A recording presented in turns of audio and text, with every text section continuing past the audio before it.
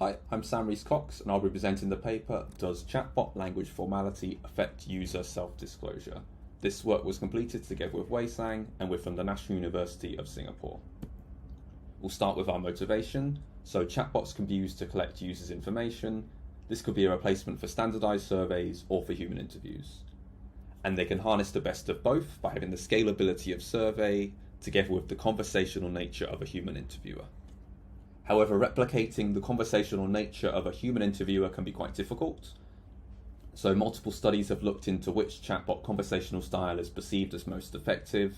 For example, a chatbot that adopts a more casual conversational style leads to higher quality multiple choice responses compared to a chatbot that follows a standardized survey script. So being inspired by work such as this, we wanted to investigate chatbots using different levels of language formality and measure the impact on user self-disclosure. This gave us our high-level research question of what is the effect of a chatbot's language formality on a user's self-disclosure?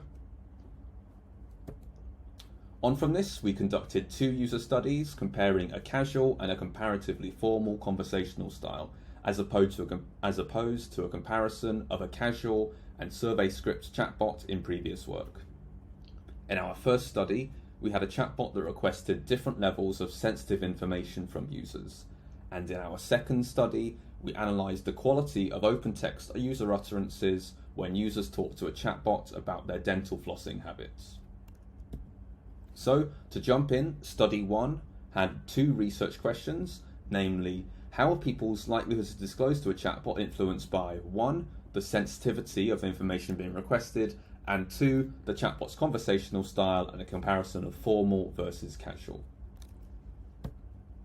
For this, we conducted a between-subject scenario-based experiment on Amazon Mechanical Turk, where participants were asked to imagine they had been talking to a chatbot to help them discover which life insurance products are available to them. As we didn't want to ask for sensitive information from users, we asked them to imagine they had been talking to a chatbot and showed them a mock-up conversation, such as the one shown in the slide, where the final message is the chatbot requesting a piece of information from the user. And in this case, you can see the chatbot is asking for the user's medical history. Our study was a 2x3 factorial between subjects experiment, and we recruited 187 participants from Amazon Mechanical Turk.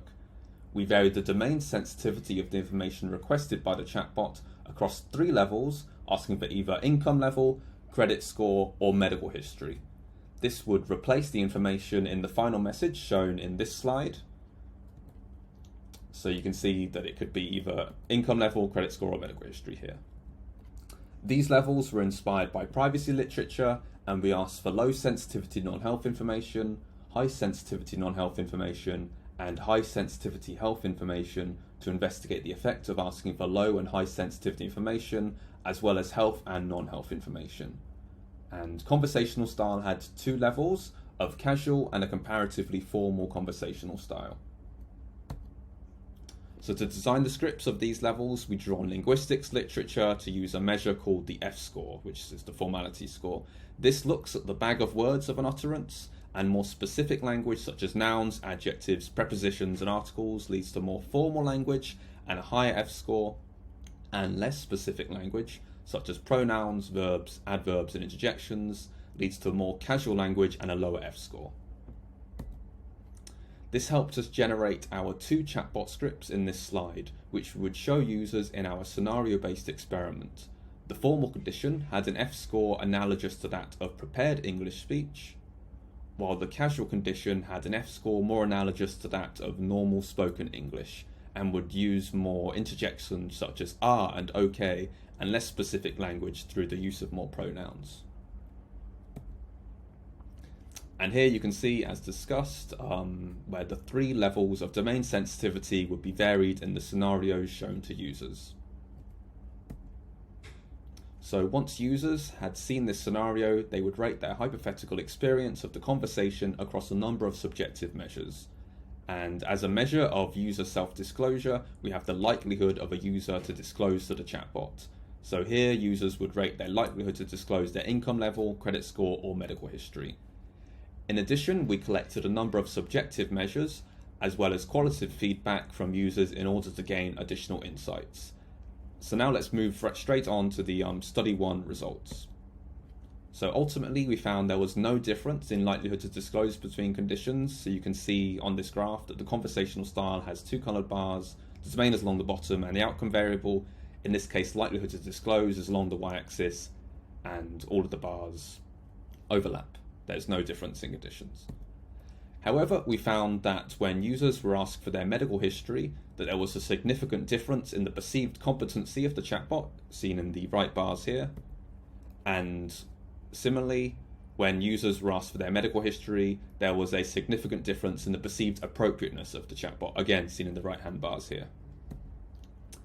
Yet, why was casual seen as less competent and appropriate compared to formal? So our qualitative feedback can provide some insight into this, as some users stated that the casual condition was too informal given the context. For example, when being asked for their medical history, one casual condition participant stated the tone of the chatbot was a little too informal for the topic it was discussing. Discussing personal finances should have a more formal tone. So this implies there could be a negative expectations violation for users in the casual condition when they were being asked for their medical history, and further qualitative insights can be found in the full paper. So to summarize the findings of user study 1, the formal conversational style was seen as more appropriate and more competent when sensitive health information was being requested.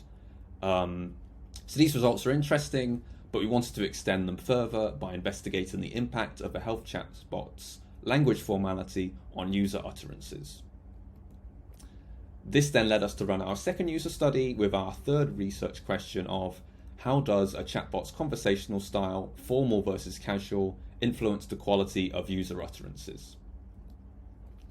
So for this we ran another between subjects experiment on Amazon Mechanical Turk. We recruited 156 people, and this time we only had the conversational style as our independent variable, with 2 levels of casual versus formal conversational style. So due to health-related findings in study 1, we chose a health domain, specifically dental flossing habits, whereby users could discuss their health-related habits with a chatbot. Additionally, flossing is relevant to most people and does not require the collection of sensitive privacy violating personal information. So here you can see the casual and formal scripts for our chatbot. The F score for casual was analogous to that of normal spoken English, and formal was analogous to imaginative writing. So the chatbot starts by introducing itself to the user and asking them how they floss. So you can see that here. This leads to multiple choice response from the user. Next, the chatbot asks if the user has any barriers to flossing, which then leads to an open text response. After this, the chatbot asks if the user can think of any strategies to overcome these barriers, which leads to a final open text response before the chatbot thanks the user and closes the conversation. So as we're interested in the quality of user utterances, we're most interested in the 2 open text responses given by users, namely the utterance where the user describes their barriers to flossing, and the utterance where the user describes a strategy they could use to overcome this barrier. So to have a high quality user utterance here, we want barriers that are specific and informative enough that the chatbot can understand the user and give them more assistance. And we want strategy utterances that are actionable so that the user can act on it and be more likely to change their behavior and to floss their teeth more often. However, as our utterances are limited and brief, automated measures of quality could not be reliably used to analyze our data. Therefore, we manually labeled the user utterances following a similar process to Xiao et al. So below you can see in green are the user utterances we received in our study in response to the question, is there anything that makes it difficult for you to floss? So we labeled the user utterances as bad, okay, and good. So an example of a bad response would be where there's no barrier identified, such as shown here with just simply stating yes. An okay response would be a slightly specific, but not specific enough to act upon for detailed guidance, such as I forget to do it regularly, shown here. And the good response would go into a great level of detail and add additional context, such as simply remembering or finding the floss, since I hide it from my child so it doesn't get destroyed. Similarly, when the chatbot asks the user if they have any strategies to overcome their barriers, we labeled user utterances as bad, okay, or good. So a bad response would not identify a strategy, such as I don't know. An okay response would allude to a strategy but be difficult to act upon, such as make it easier. And a good response would be specific and actionable strategy that could be acted upon by the user, such as maybe an external reminder, like an alarm on my phone or something like that. So more details of these labeling guidelines can be found in the full paper. And now let's first go on to discuss the results of this labeling.